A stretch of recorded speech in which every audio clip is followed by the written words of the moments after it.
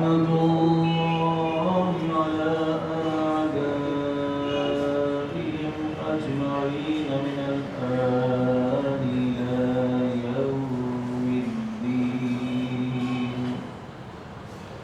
أما بعد فقد قال الله سبحانه وتبارك وتعالى في القرآن الحكيم وهو أصدق القائلين وقوله الحق. بسم الله الرحمن الرحيم. إنا فتحنا لك فتحا مبينا.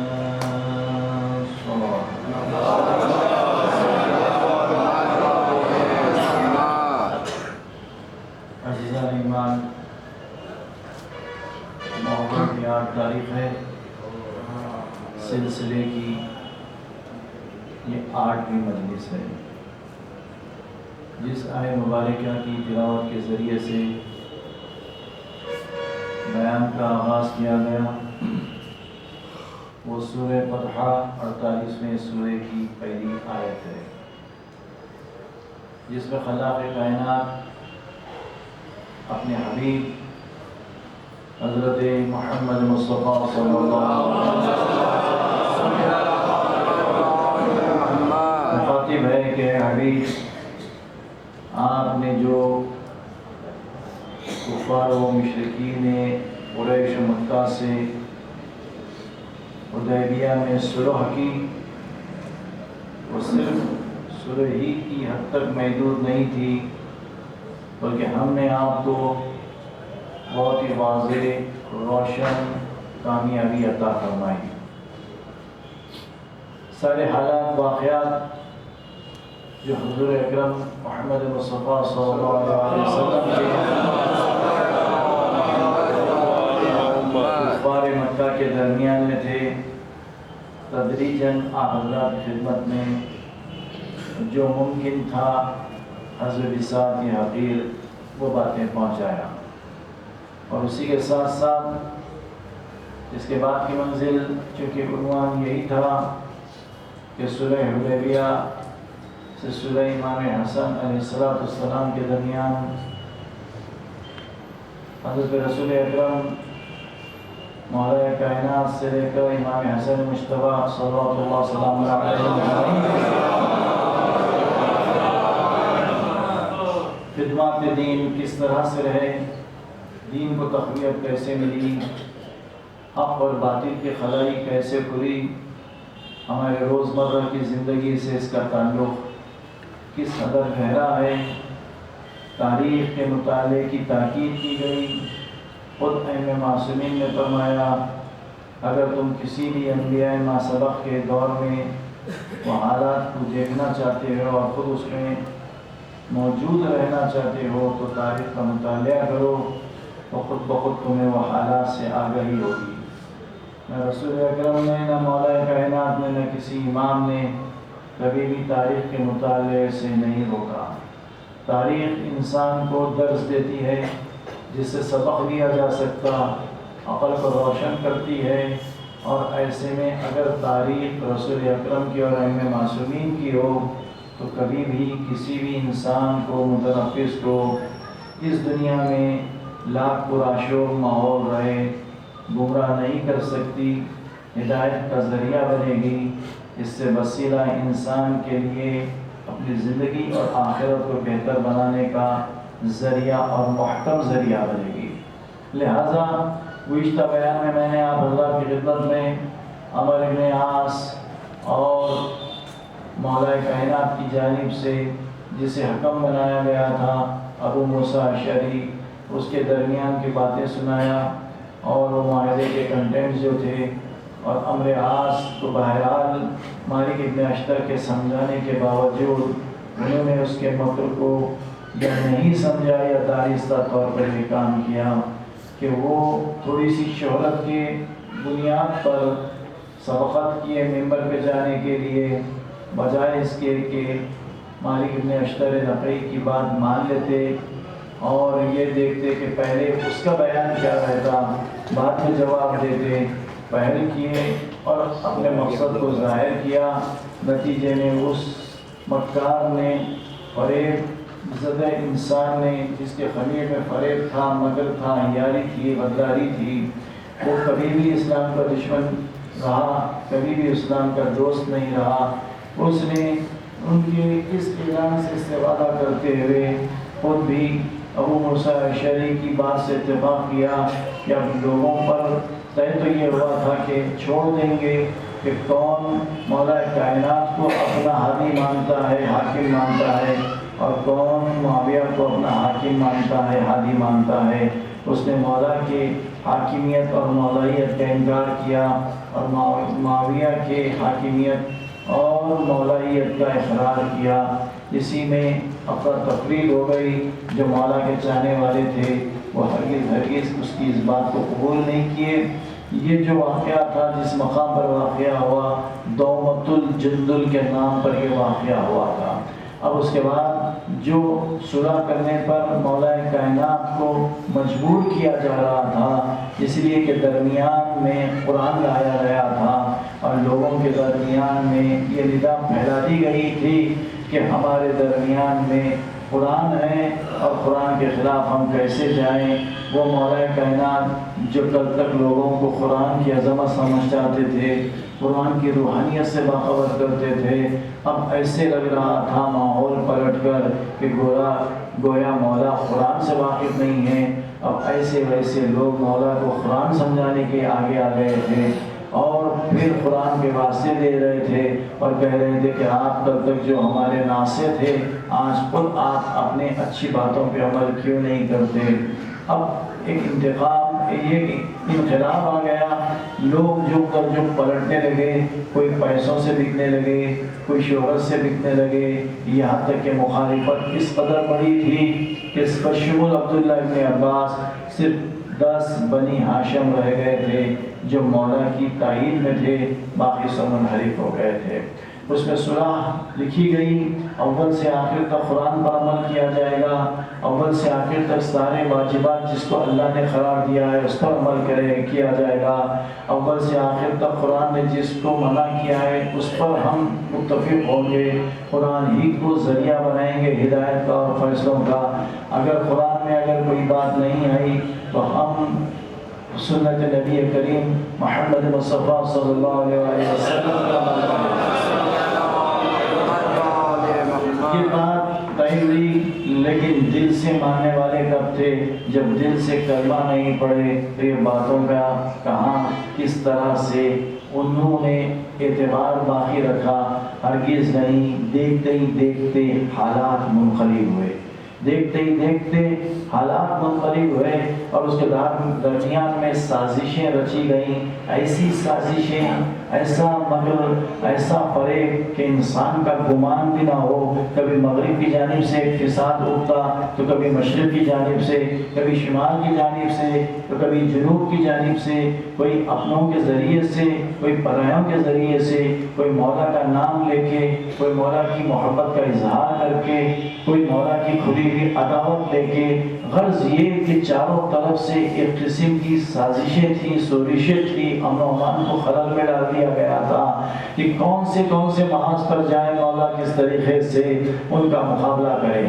اسی اثنا میں ایک گروہ جو بڑی طاقت میں تھا، ایک تو یہ کہ واقعاً صفین کی جنگ تک وہ مولا کی تائید کیے ہوئے تھے، مولا کی بیعت میں تھے، مولا پر جان نثار کرنے کے لیے تیار تھے، آمادہ تھے، اور بہت سارے ان کے قبیلے کے لوگ میدان میں جا کے جام شہادت بھی نوش کیے تھے۔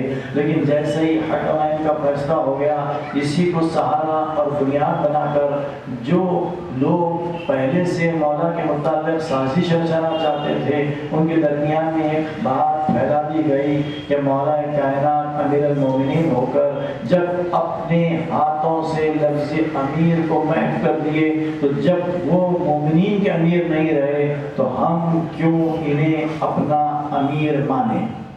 ایسے یہ سازشیں تھے جو ظاہراً دیکھنے میں مولا کی بڑی محبت دکھ رہی تھی، مولا سے خلوص دکھ رہا تھا، اور ظاہراً یہ دکھ رہا تھا کہ دین کے جتنے یہ دوست ہیں، کتنے رسول اکرم کی باتوں پہ عمل کرنے والے ہیں، کس طرح سے لوگوں کے ذہن کو پلٹایا گیا۔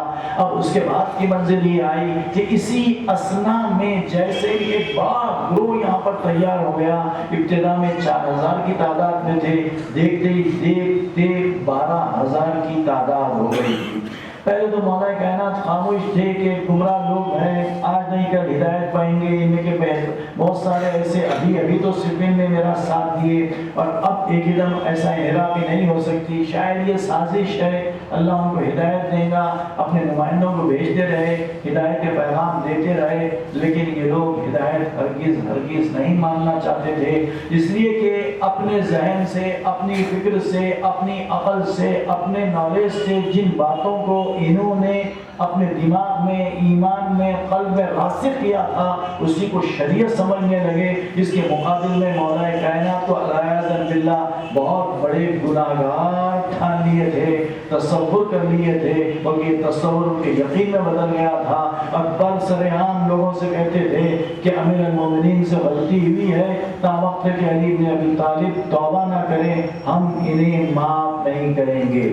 علی کی محبت ایمان میں داخل کرنے کا ذریعہ ہے، علی کی محبت شیعت کی شناخت ہے، لیکن ایسے کیسے چاہنے والے تھے جن کے پاس یہ فکر ڈیولپ ہو گئی تھی، اور دھیرے دھیرے یہ فکر سے متاثر ہو کے لوگ ان کی طرف مائل ہو رہے تھے۔ ان میں بعض حفاظ بھی تھے، بعض راویان حدیث بھی تھے، بعض مولا رسول اللہ کے ساتھ نماز پڑھے سوئی والے تھے، بعض رسول اللہ کی صحبت میں بیٹھنے والے بھی تھے۔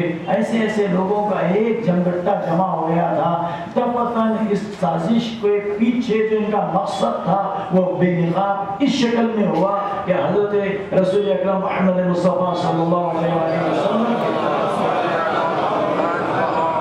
بہت ہی سارے اور قریب ترین صحابی جو ہمیشہ قرآن سے فیصلے سناتے تھے، قرآن کی تعلیم دیتے تھے، قرآن کے ذریعے سے احکامات سناتے تھے، وہ حافظ قرآن بھی تھے، اور پھر مولا کائنات سے درس سے قرآن لیے تھے، ناسخ کیا ہے جانتے تھے، منسوخ کیا ہے جانتے تھے، محکم کیا ہے جانتے تھے، متشابہ کیا ہے جانتے تھے، کہاں کون سی آیت نازل ہوئی اس کا بھی علم تھا، گلے میں ہمیشہ قرآن حمائل کیے ہوئے جا رہے تھے۔ کوئی غرض سے وہ اپنی زوجہ کے ساتھ جو حاملہ تھی، ایک مرتبہ ان کا گزر ہوا اسی علاقے سے جہاں پر نہروان کے یہ خارجی موجود تھے۔ اس صحابی رسول کا نام تھا عبداللہ ابن حباب۔ عبداللہ ابن حباب بڑے کافی روایتیں ان سے ہے، بڑے صالح تھے، رسول اکرم کی صحبت میں بیٹھے تھے، مولا کائنات کے پاس درس حاصل کیے تھے، بڑے ہی نیک تھے۔ تو یہ نیکی کی علامت کیسی ہوتی ہے؟ علی کا چاہنے والا بڑی آسانی سے دیکھیے حضرت مسلم بن عقیل کا پتہ، اور اس وقت جو تھا عمر بن سعد کا جو غلام تھا، موکل کیسے دیکھا کہ دیکھا جائے کہ مسجد میں کون سب سے پہلے آتا ہے، مسجد سے کون سب سے آخر میں نکلتا ہے، چہرے کے اوپر کس کی ریش مبارک ہے، ماتھے پر کس کے آثار سجود ہے، وہ کس غیرت کے ساتھ خضوع خشوع سے نماز پڑھتا ہے، یہ پہچان ہے علی بن ابی طالب پہچانے والوں کی۔ بڑی آسانی سے وہ مسلم ابن عقیل کا پتہ لگانے میں کامیاب ہو گیا، اور اسی طرح سے یہاں پر بھی یہی شناخت تھی کہ اب یہاں پر دیکھا جائے کہ کس طریقے سے عبداللہ ابن حباب کا چہرہ خود بتا رہا تھا یہ رسول اللہ کا صحابی ہے، اور علی کے پاس جانے میں طے کر کے درس حاصل کیا ہوا ہے، اس لیے چہرہ بتا رہا تھا، وہ صالح چہرہ، نورانی چہرہ،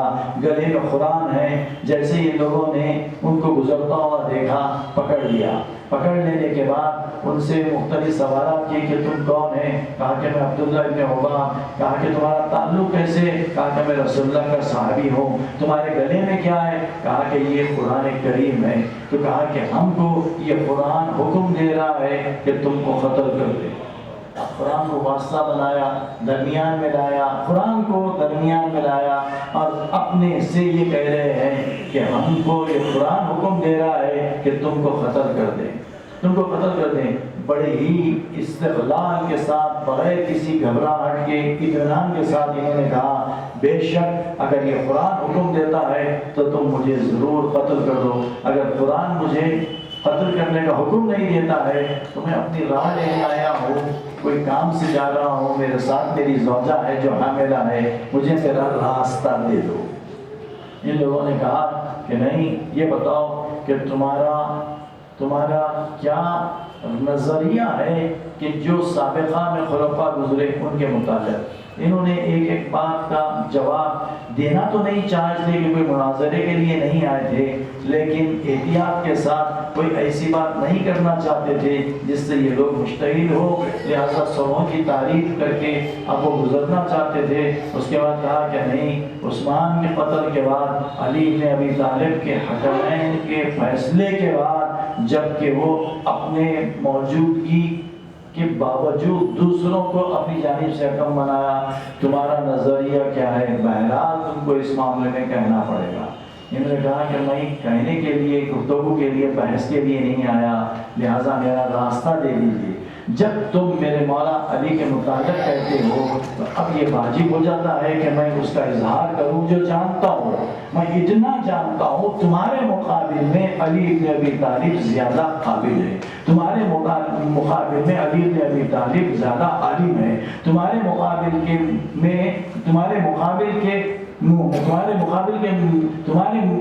تمہارے سے زیادہ علی بن ابی طالب عالم ہے، حاکم ہے، حکیم ہے، دانا ہے، دانشور ہے، سنت سے جاننے واقف کار ہے، نبی کریم کے تعلیمات سے واقف کار ہے، قرآن سے واقف کار ہے، لہٰذا تم کیوں علی بن ابی طالب کے متعلق شک کرتے ہو یا پھر ان کے فیصلے کو غلط قرار دیتے ہو؟ بس یہی چیز سننا تھا۔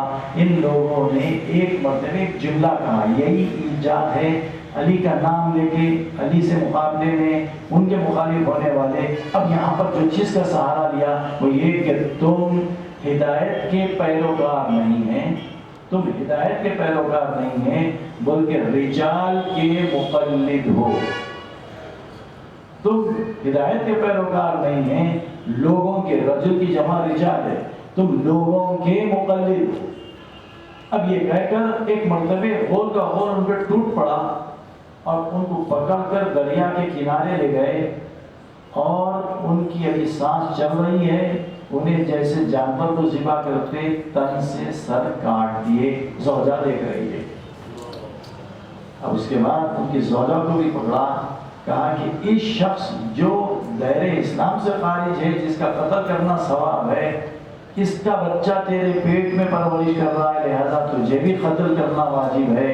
بھالے سے پیٹ کو چاک کیا، بچے کو نکال کر دیوار پہ پھینکا یا نیزے کے ذریعے سے اسے بھی ہلاک کر دیا۔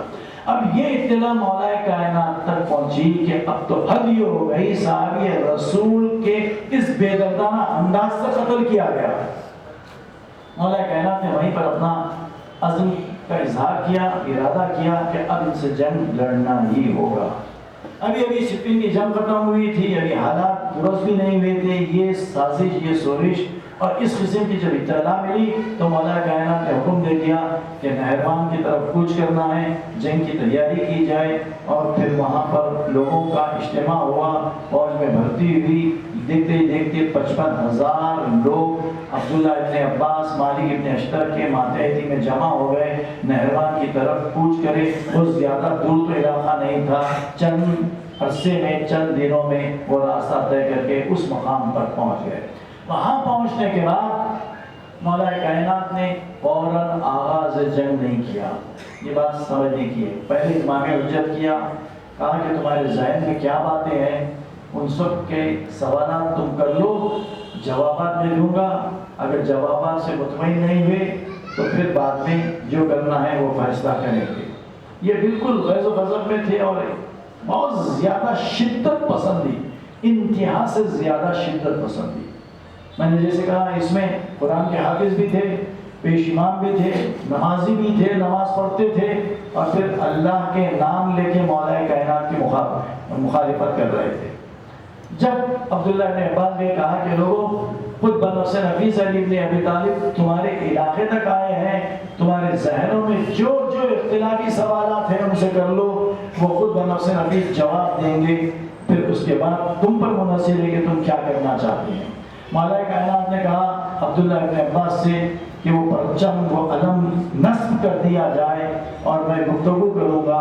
علم نصب کر دیا گیا، پرچم اسلام نصب کر دیا گیا، وہاں پر مولا کائنات گئے۔ اس کے بعد کہا کہ تم میں سے کیا سوال کرنا ہے کر لو۔ کہا کہ بعض ایسے سوالات ہیں جس کا جواب آپ نہیں دے سکتے، آپ نے غلطی کی ہے، آپ کو توبہ کرنا چاہیے، اور جب آپ نے غلطی کی ہے تو پھر ہم پر منحصر ہے کہ ہم آپ کو معاف کریں یا نہیں کریں۔ آپ نے غلطی کی ہے، بڑے اطمینان سے استقلال سے مولانا کائنات نے کہا کہ تمہارے ذہن میں کون سی ایسی غلطی کیا تم بتلاؤ۔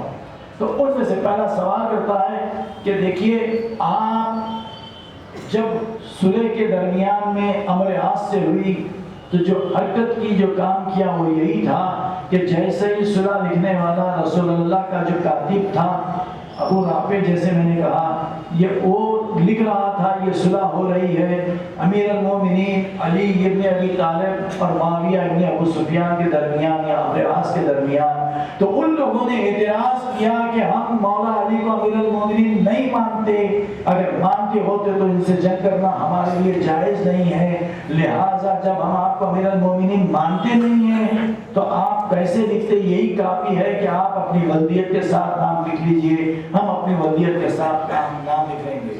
اس وقت جو کاتب تھا ابو رافع نے کہا کہ ہرگز ممکن نہیں ہے کہ مولا کے اس عمارت کو، امیر المومنین کی اصطلاح کو اپنے ہاتھ سے میٹوں۔ تو مولا کائنات نے کہا تھا کہ اللہ اکبر، مجھے رسول اکرم کی وہ قول پیشین گوئی یاد آ گئی، جب میں کاتب تھا صلح حدیبیہ کے وقت، تو اس وقت وہاں پر ابو سفیان نے کہا تھا کہ ہم یہ جو صلح کر رہے ہیں محمد رسول اللہ کے ذریعے سے نہیں، ہم جب محمد کو رسول اللہ ہی نہیں مانتے تو پھر ہم کس طریقے سے رسول اللہ کا لفظ لکھنا گوارا کریں گے؟ یہ کافی ہے محمد ابن عبداللہ اور پھر سہیل ابن عمر کے درمیان یا ابو سفیان کے درمیان یہ صلح ہو رہی ہے۔ تو مجھ سے کہا تھا کہ یعنی آپ محمد رسول اللہ کے لفظ کو، رسول اللہ کے لفظ کو کاٹ دیجئے، محمد ابن عبداللہ لکھ دیجئے۔ تو میں نے کہا کہ یا رسول اللہ، میں جس زبان سے آپ کے رسول ہونے کا اقرار کرنے میں سب سے پہلے سبقت کی ہے، وہ کیسے اپنے ہاتھوں سے لفظ رسول اللہ کاٹوں؟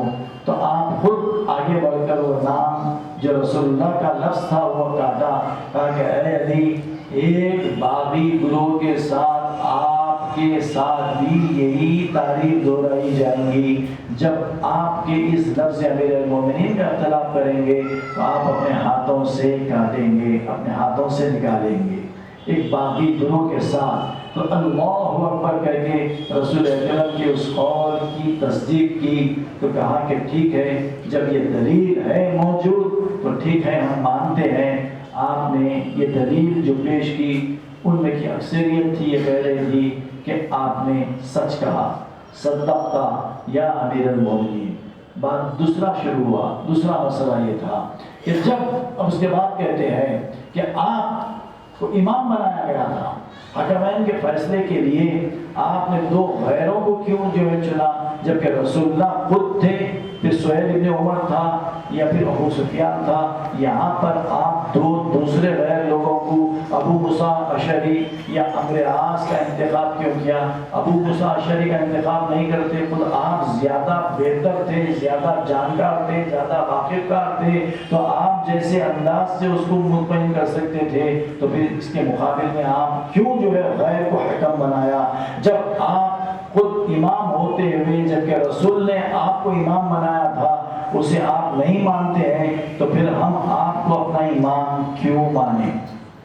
اب یہاں پر مولا کائنات نے کہا کہ دیکھو کہ تمہیں نہیں معلوم کہ قرآن میں بھی اس قسم کے فیصلے سنائے گئے ہیں کہ تم سورۃ السبا میں 24ویں آیت پڑھو، اس کا ترجمہ یہی ہے کہ اللہ ہی آسمانوں اور زمین کا خالق ہے، جہاں سے لوگوں کے لیے رزق پہنچاتا ہے۔ اے حبیب ان سے پوچھو کہ یہ رزق پہنچانے والا یا آپ ہیں یا وہ ہیں، ظاہر ہے دو میں ایک صریحاً درست ہوگا اور ان میں سے ایک غلط ہوگا، دونوں تو درست نہیں ہو سکتے، اس لیے رزق دینے والا پروردگار عالم ہے۔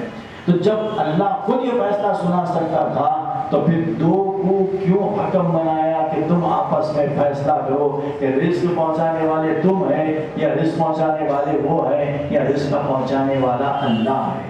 جب ان پر یہ منحصر کر دیا تو ظاہر ہے یہ دلیل کا کوئی جواب نہیں دے سکے، تو اس طرح سے میں نے بھی حکم بنایا قرآن کی اس آیت کی روح سے، اس آیت کی روح سے، اور بھی آیتیں مولا کائنات نے اس کے ضمن میں بیان کیے کہ اس کے بعد کہا یہ بھی حجت آپ کے لیے ہے اور درست ہے، صدقت یا امیر المومنین۔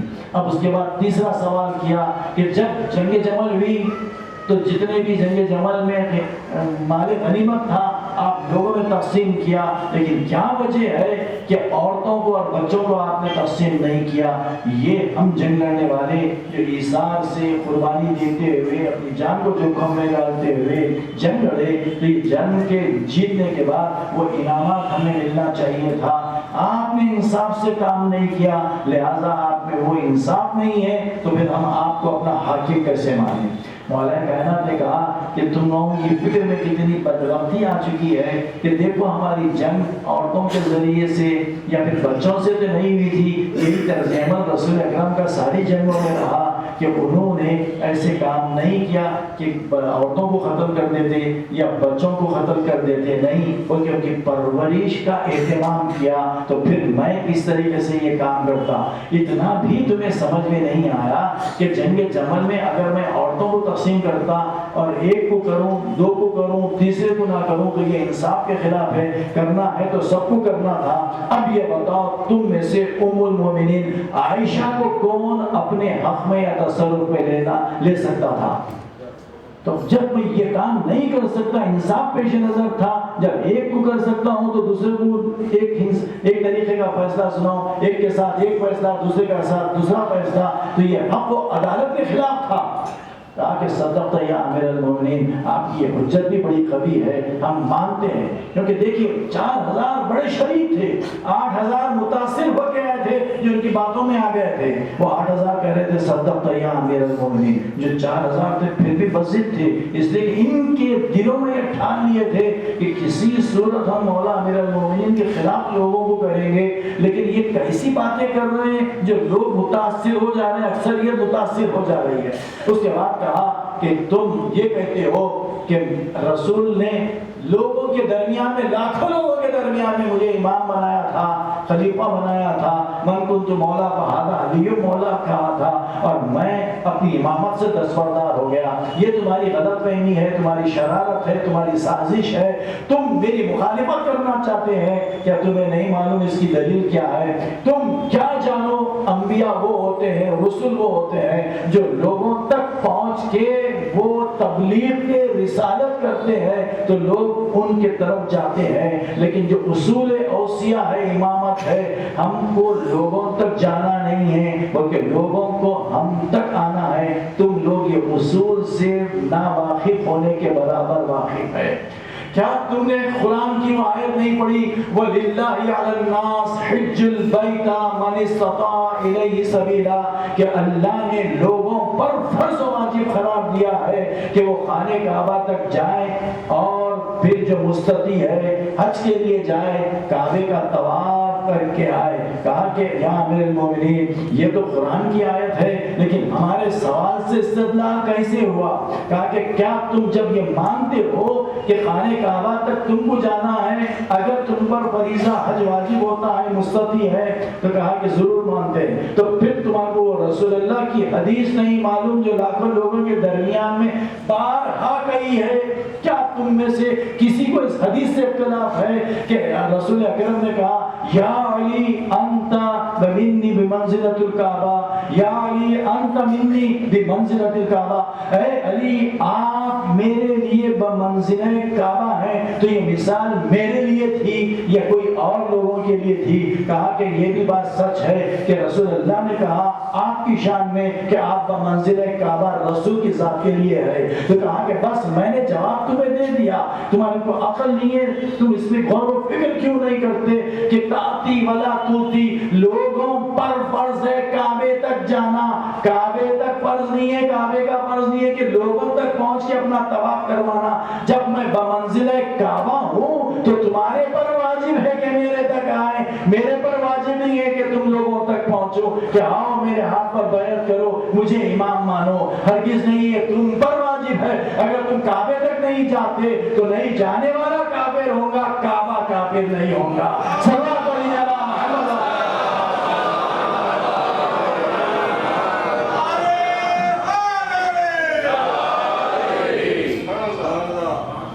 صلی اللہ علیہ وسلم۔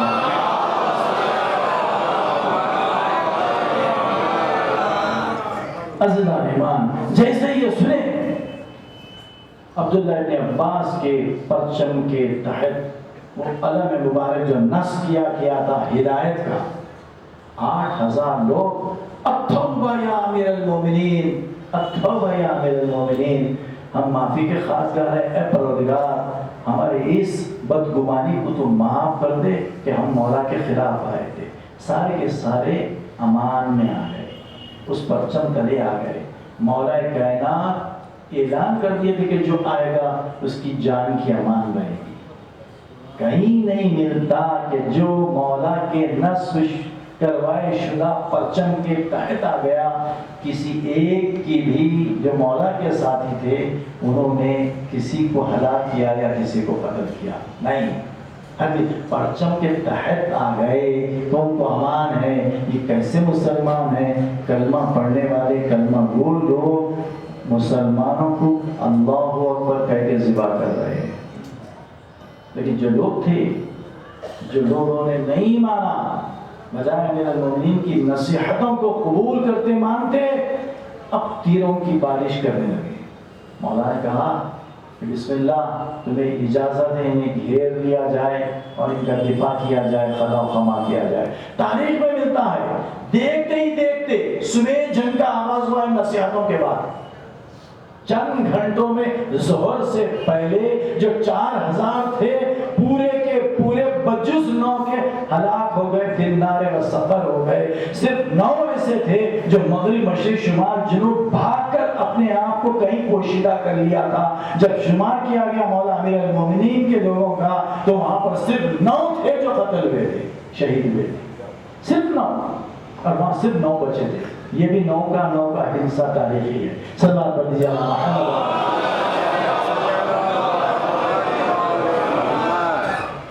اب اس کے بعد مولا کائنات یہ حالات سے گزر ہی رہے تھے۔ دیکھیے کیسے حالات ہیں، یہ حالات کتنے ناگفتہ بہ کر دیے گئے تھے مختلف قسم کے لوگوں کے ذریعے سے، کبھی ادھر کبھی ادھر کبھی ادھر سازشیں۔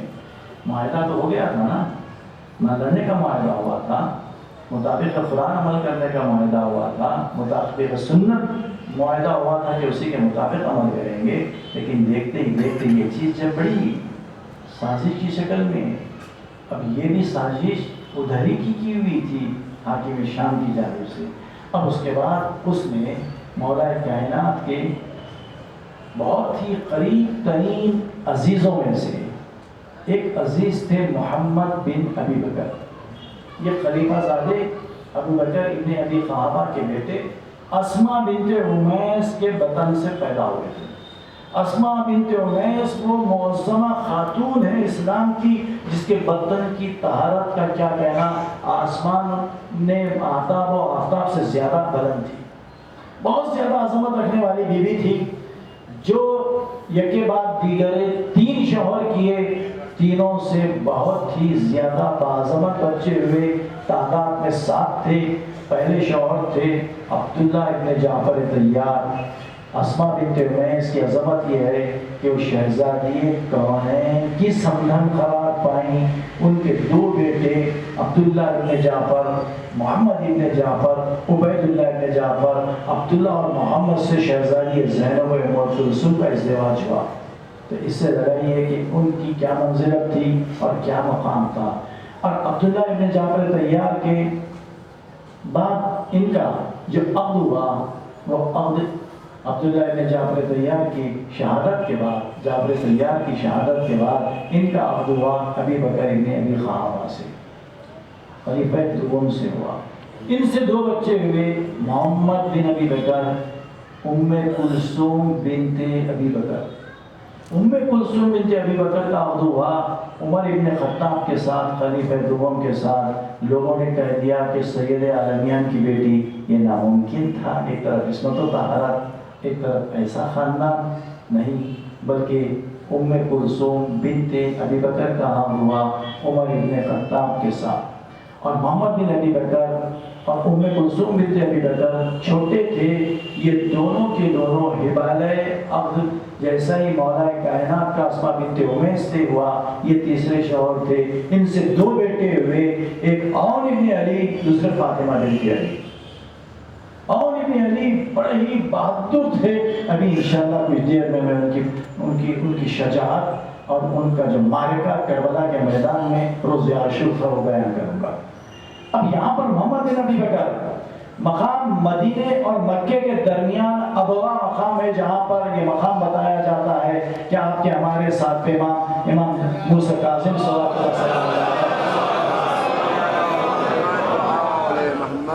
ان کی بھی ولادت وہیں ہوئی تھی. محمد بن ابی بکر سن 10 ہجری کو ان کی ولادت ہوئی، 10 ہجری کو. اور مولا کائنات آغوش میں پرورش پائے.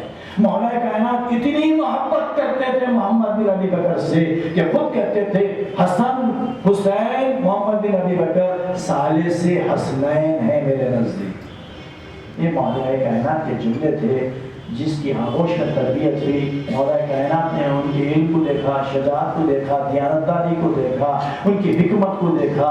اس کے بعد جب مولا کائنات نے انہیں سب سے زیادہ اہل پایا تو مصر کا گورنر بنا کر بھیجا، مصر کا گورنر بنا کے بھیجا.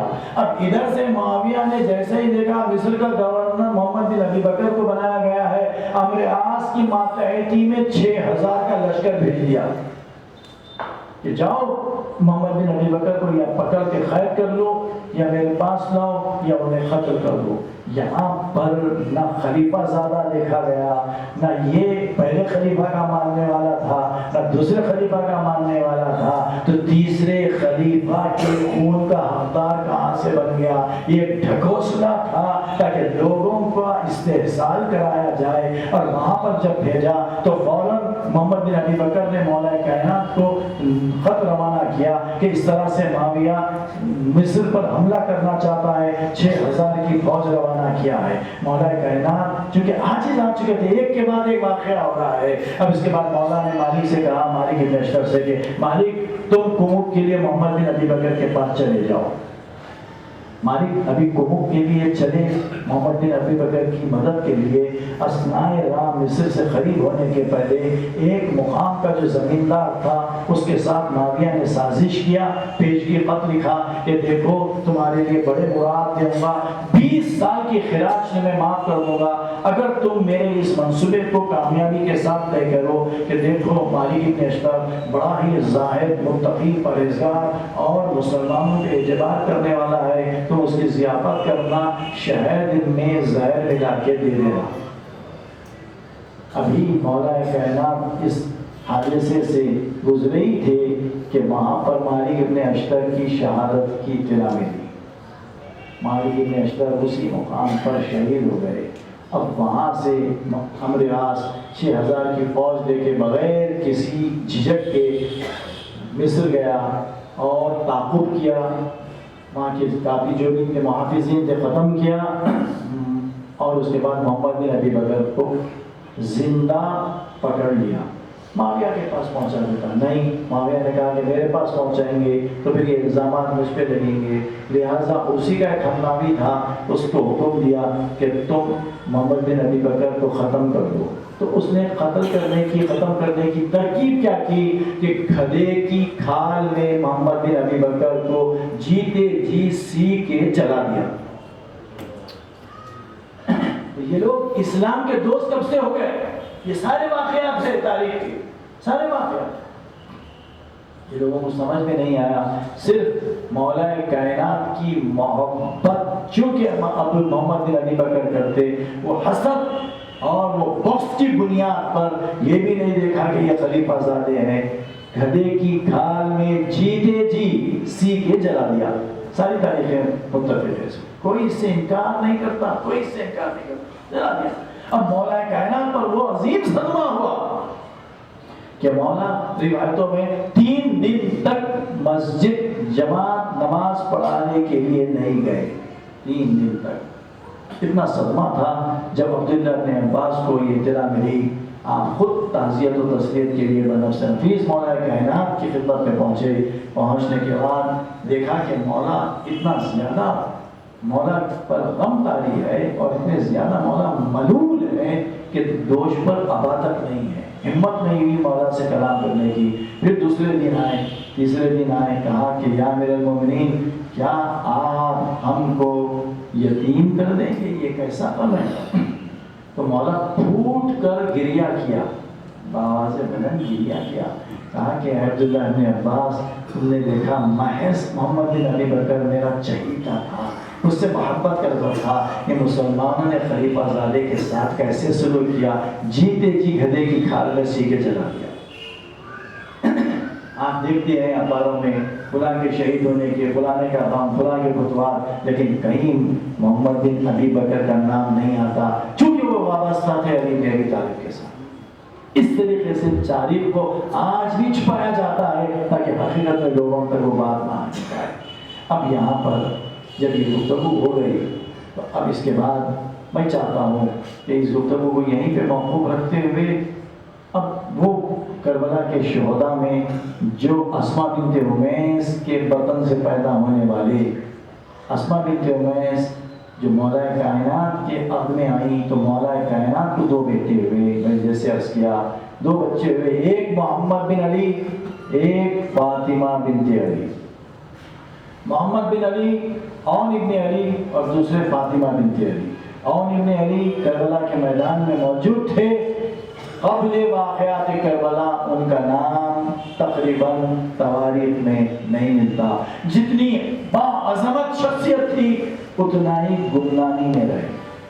اور فاطمہ بنت علی وہ برگزیدہ خاتون ہے جو سارے واقعات میں کربلا سے مدینے سے کربلا سے مدینہ جانے کے درمیان میں رونما ہوئے، خوش نصیب بچ جانے والے خواتین میں سے ایک فاطمہ بنت علی بھی تھی، جو تا حیات امام سید الساجدین کے قدموں سے اپنے آپ کو دور نہیں کیا۔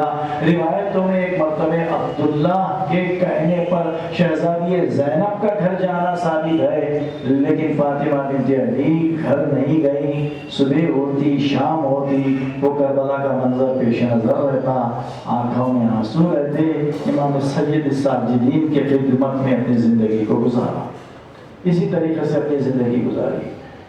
لیکن عون ابن علی جیسے میں نے کہا کہ وہ شجاع و بہادروں میں سے ہے کہ جس کی بہادری کا ہمیں اندازہ شب عاشور ہوتا ہے، جس کو شہزادے علی اکبر کے سوال نے ہمیں بیدار کیا، متعارف کروایا۔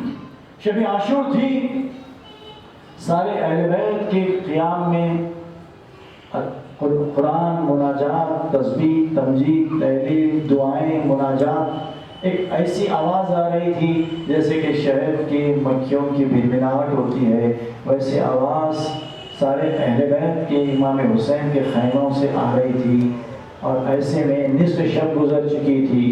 جب نصف شب سے زیادہ گزر چکی تو ایک مرتبہ شہزادے علی اکبر، یہ امام حسین کے بڑے چہیتے بیٹے ہیں، ان کو یہ احساس ہوا کہ کل صبح روز عاشور ہے میدان جنگ گرم ہوگا، قربانی آل محمد کا دن ہے، اور چچا عباس امام حسین کے لشکر کے علم بردار ہیں، اور جا کے دریا کیوں نہ کر لیا جائے کہ کل جنگ ہوگی، جنگ کا نقشہ کیوں کر مرتب کیا گیا۔ شہزادے علی اکبر اپنے خیمے سے نکلے، امام حسین کے یہ فرزند باب الحوائج کے خیمے تک پہنچے، اور جب خیمے میں گئے تو باب الحوائج نے دریافت کیا کہ بیٹا علی اکبر کیسے آنا ہو گیا؟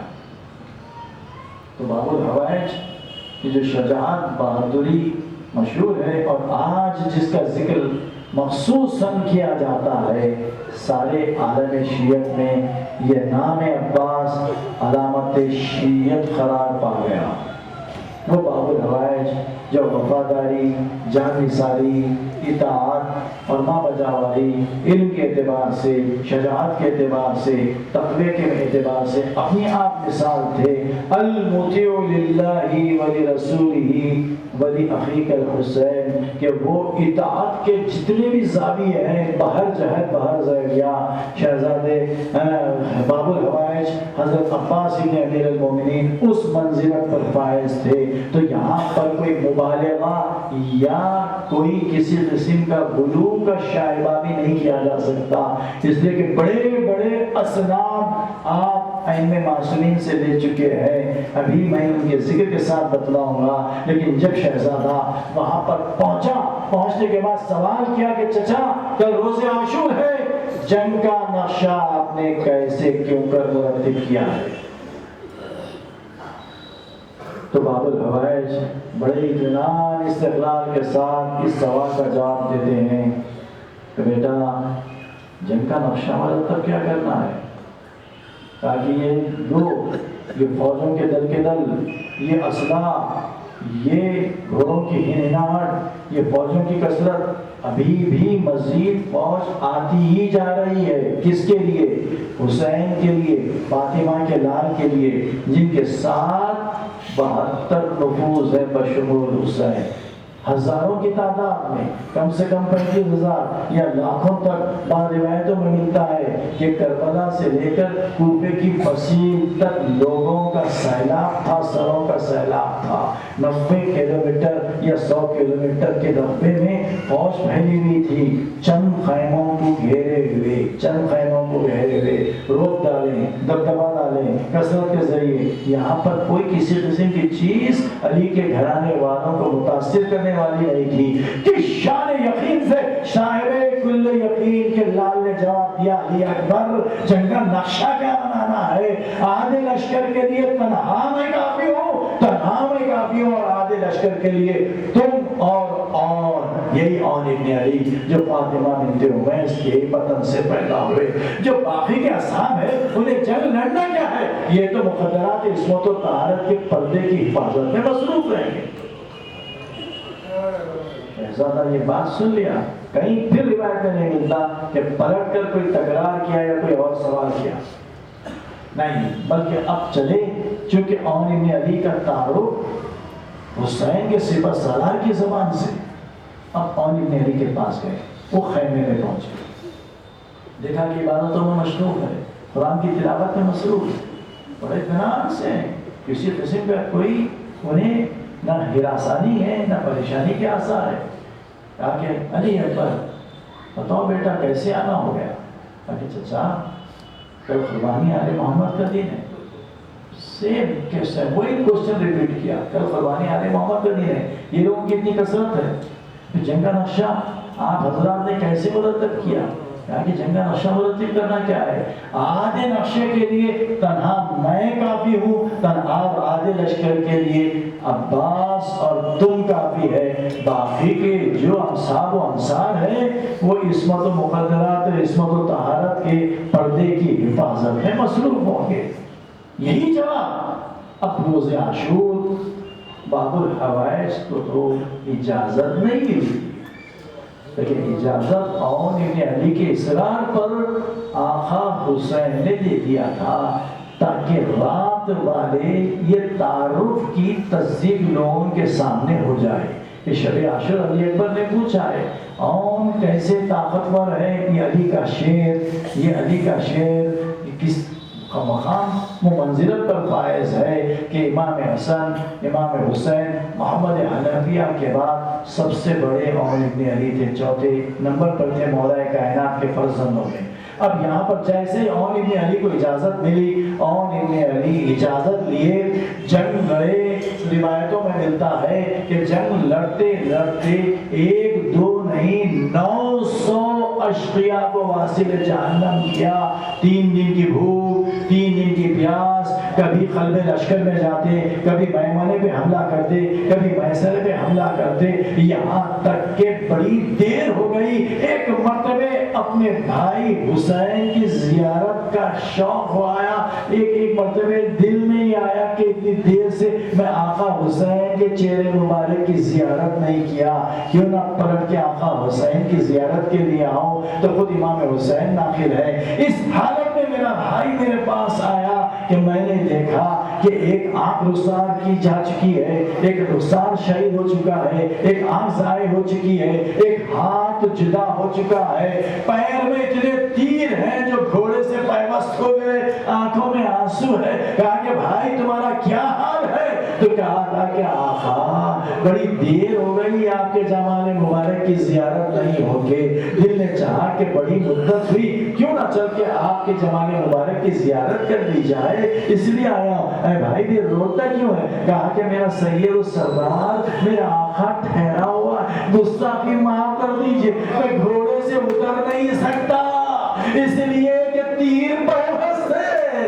ایک مرتبہ گھوڑے کو آقا کے اطراف کعبہ کیا، طواف کیا، اب اس کے بعد چلے تو 9 میل تک جنگ کرتے ہوئے گئے۔ آج بھی ان کا مزار امام حسین کے مزار مبارک سے 9 میل کے دور کی مسافت پر ہے، وہیں دفن ہوئے۔ آقا حسین غلاموں کے لاشے پر گئے، اپنے چاہنے والوں کے لاشے پہ گئے، ارے نہیں گئے تو اپنے بھائی کے لاشے پر نہیں جا چکے، اس لیے کہ اتنے فوج درمیان میں آئے تھے۔ جیسے سلام آخر کیا، امام وہیں سے جواب سلام دیے، بیل میں محمد جان گئے کہ اور اس دنیا میں نہیں رہے۔ تو اب سوچئے کہ علی کا ایک شیر جو اس صلاحیت کا حامل تھا، تو اب دوسرے عباس جس کا ذکر ہوتا ہے، عباس ابن علی، میں نے جیسے عرض کیا علامت شیعت طلاق پائے، عباس کے نام کے ساتھ جسم میں ایسی حرارت ایمان جاگ جاتی ہے کہ کسی کو کسی قسم کا خوف نہیں رہتا۔ اب وہ عباس جس کے متعلق ہمارے علماء کا اتفاق ہے کہ عباس اس منزلت پر فائز تھے کہ انبیاء اولی العزم سے زیادہ افضل و بہتر تھے۔ اللہ تعالیٰ حضرت عباس کو روز قیامت وہ مرتبہ عنایت فرمائے گا کہ شہداء اولین و آخرین غبطہ کریں گے۔ اس کے بعد ایک اور حدیث امام سید الساجدین سے ملتی ہے، آپ فرماتے ہیں میرے چچا عباس کا کیا مرتبہ تھا، کیا خلوص تھی، کیا اپنے بھائی سے اہل بیت سے محبت و مودت تھی، کیسی ڈھارس بنے ہوئے تھے ہم اہل بیت کے لیے۔ ارے روز عاشور میرے بابا حسین، میرے چچا عباس کی پناہ میں تھے۔ یہ ایسا جملہ معصوم کا باب الحوائج کے فضائل کے دفتر اس میں پنہا تھے کہ کیا جملہ کہا کہ روز عاشور میرے بابا حسین چچا عباس کی پناہ میں تھے۔ اب وہ عباس ایک مرتبہ خدمت باسادت امام حسین میں تھے ہی، لیکن ہاتھوں کو جوڑ کر یہ سوال کیا کہ آقا مولا اب دل ہو رہا ہے، جینے کی تمنا نہیں ہے، آپ اجازت دے دیجئے، آپ اجازت دے دیجئے۔ آقا حسین نے کیسے عباس کے اس ولولے کو شکستہ کرنے کے لیے کہا کہ اے عباس آپ تو ہمارے لشکر کے علم بردار ہو، سپہ سالار ہو، میں آپ کو کیسے اجازت دوں؟ تو باب الحوائج نے کس حسرت سے جواب دیا تھا، آقا وہ لشکر کہاں رہا جس کا میں سپہ سالار؟ ارے ایک طرف علی اکبر بچی ہے، ایک طرف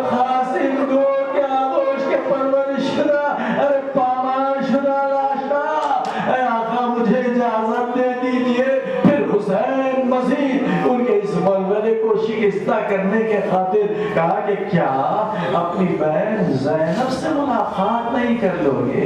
ایک مرتبہ عباس کے لیے حکم امام ہے، خود بھی چاہتے شہزادی زینب سے ملاقات کر لے۔ ایک مرتبہ عباس شہزادی زینب کے خیمے کے قریب آئے، اندر گئے تو دیکھا کہ شہزادی زینب بڑی مضطرب ہے، علی اصغر کو سینے سے لگائے ہوئے، کبھی اٹھتی ہے کبھی بیٹھتی ہے۔ شہزادے کے چہرے کو دیکھ کر یہ بچہ پیاسا ہے، یہ بچہ پیاسا ہے۔ اب اس کے بعد باب الحوائج گئے، گفتگو کرتے نہیں، گفتگو کرنے کی ہمت نہیں، زینب کی خدمت میں پہنچے، جانتے ہیں کہ یہ میری بیٹی زینب کس مرتبے پر فائز ہے، یہ میری پھوپھی زینب کس مرتبے پر فائز ہے۔ یہ مرتبہ شہزادی اولیاء مقام جاننے کے لیے یہ کافی ہے کہ آقا حسین اگر قرآن کی تلاوت میں بھی مشغول ہوتے، زینب آتی تو قرآن بند کر کے استغفار کے لیے اٹھ جاتے، یہ کہتے کہ بہن زینب آپ کا مرتبہ اس سے عرفہ والا ہے، ارے آپ ہی وہ ذریعہ بنیں گی جو ہماری شہادتوں کے مقصد کی تبلیغ کرنے کا، جہاں پر امام رسول اللہ کے سارے محنتوں کو، کاوشوں کو کامیابی سے ہمکنار کرنے کا۔ اب وہ زینب کے سامنے عباس گئے تو روایت میں ہے کہ ایسے بیٹھ گئے جیسے کوئی خادم بیٹھتا ہے، دو زانو ہو کے سامنے انتہائی ادب و احترام کے ساتھ اب گفتگو کرتے نہیں، وہ کے سر نیوڑائے ہوئے ہیں، آنکھوں سے آنسو جاری ہے۔ زینب نے دیکھا بڑی مدت ہو گئی، صبح سے یہ وقت ہو گیا، عباس خبر گیری کے لیے نہیں آئے، اب آئے ہیں تو اس عالم میں آئے ہیں کہ دو زانو ہو کے بیٹھ گئے، کلام کرنے کی ہمت نہیں، کلام کرتے نہیں، سکوت ہے، آنکھوں سے آنسو جاری ہے۔ ایک مرتبہ سکوت تو خود کلام کرتے ہوئے شہزادی زینب نے توڑا، کہا کہ بھیا صبح سے وقت ہو گیا، اب تک تو میری خبر گیری کے لیے نہیں آیا ہے تو کچھ کہتا کیوں نہیں، پھر روتا کیوں ہے میرے بھائی عباس روتا کیوں ہے؟ ایک مرتبہ کہا کہ میں جان گئی کہ تو کس لیے آیا، اس لیے کہ جب میرے بابا کی وصیت تم تک پہنچی، اے بیٹی زینب یہ ہاتھوں میں تیرے بازوں میں رسن باندھی جائے گی، تو میں خیال کرتی اے جس کا عباس جیسا بھائی ہو، کس کی مجال ہے زینب کے بازوں میں رسن باندھے، اے بھیا مجھے یقین ہو گیا، اے میرے بھائی اب یہ بازوں میں رسن باندھی جائے گی، اے میں آمادہ ہوں، اے میرے بھیا جا، خدا حافظ، اللہ ہی ہمارا حافظ ہے، اللہ ہی ہمارا محافظ ہے۔ کچھ اس انداز سے کہا کہ عباس کی روح تڑپ گئی، اور اس کے بعد عباس بدستور سر جھکائے ہوئے خیمے سے باہر نکلنا چاہتے ہیں۔ ایک مرتبہ حسین کے سینے پہ سونے والی بچی، آپ سمجھ گئے وہ شہزادی سکینہ، دامن کو تھام لیا، تھام کے کہا چچا جان کدھر کا ارادہ ہے، اے میرے پیارے چچا کدھر کا ارادہ ہے؟ کہا کہ بیٹی عجب نہیں، تیرے لیے پانی کی سبیل فراہم کر دو، کیونکہ عباس صبح سے باہر تھے، خیمے کے اندر کا ماحول اطلاع ضرور ملی ہوگی، آنکھوں سے مشاہدہ نہیں کیا تھا نا۔ ایک جانب بچے کہہ رہے ہیں العطش العطش العطش، ہائے پیاس کا صدمہ یہ تھا کہ آنکھوں سے نور جا چکا تھا، بچوں کو نظر نہیں آتا تھا، کوئی بچے ماں کی آغوش میں ایڑیاں لگا رہے تھے، کسی کا دم نکل رہا تھا، یہ منظر عباس کی نگاہوں میں تھا۔ کہا کہ بیٹی جب نہیں پانی لا دو، بچی نے کہا کہ چچا جو بھی اسلحہ کے ساتھ میدان میں گیا واپس وہ نہیں، اس کا لاشا آیا۔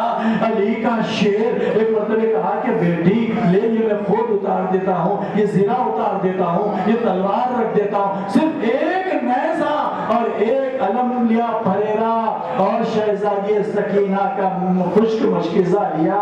اب اس کے بعد چلے باہر، امام حسین خود استادہ ہے، عباس کے جانے کے منظر کو دیکھ رہے ہیں، ادھر چھوٹے چھوٹے بچے ہاتھوں میں خشک کوزے لیے ہوئے، ڈھارس بنی ہوئی ہے کہ عباس جا رہے ہیں، عباس نے وعدہ کیا ہے پانی ضرور آئے گا، اب نہیں تو پھر پانی کب آئے گا؟ عباس نے وعدہ کیا ہے پانی آئے گا۔ گا. اچھا نہیں کوئی کہہ رہا ہو کہ دیکھو ہمارا کلیجہ پھٹ رہا ہے, پہلے ہمیں پانی دے دینا. کوئی کہہ رہا ہو نہیں نہیں, ہم میں سب سے چھوٹا علی اصغر بھیا, علی اصغر سب سے زیادہ چھوٹا ہے, سب سے زیادہ پیاسا ہے, ہم پہلے اس کو پانی دیں گے.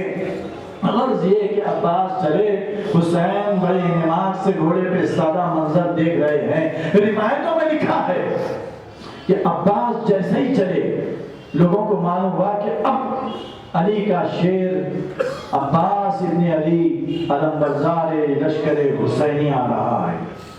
تو روایتوں میں یہ ہے کہ مارے خوف سے, کیونکہ باب الحوائج طویل القامت بھی تھے اور جسم و جسمانیت کے اعتبار سے کہنے کی ضرورت نہیں تھی کہ کتنے طاقتور ہیں.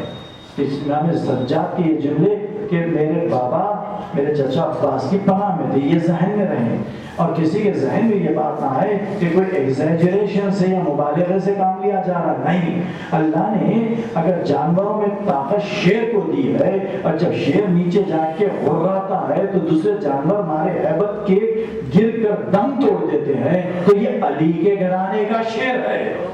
اسد اللہ الغالب نے خود کہا کہ یہ میرا شیر ہے. اب جب وہ چلے تو مارے ہیبت کے لوگ بعض گھوڑے سے نیچے گر کے دم نکل رہے تھے, لیکن جہاں پر فوج کے دل کے دل تھے, صرف فرات پر 5000 لوگوں کا جو تیر انداز سے پہرا بٹھایا گیا تھا تاکہ خیام اہل بیت میں کوئی پانی نہ جائے, نہ پانی دینے کے لیے کوئی آنے پائے. اس حقیر کی نگاہ سے کہیں نہیں نکلا, کوئی روایت نہیں گزری کہ جب عباس چلے تو دیکھتے ہی دیکھتے عباس فرات پر قبضہ کر لیا. کسی کی مجال نہیں تھی آنکھوں میں آنکھیں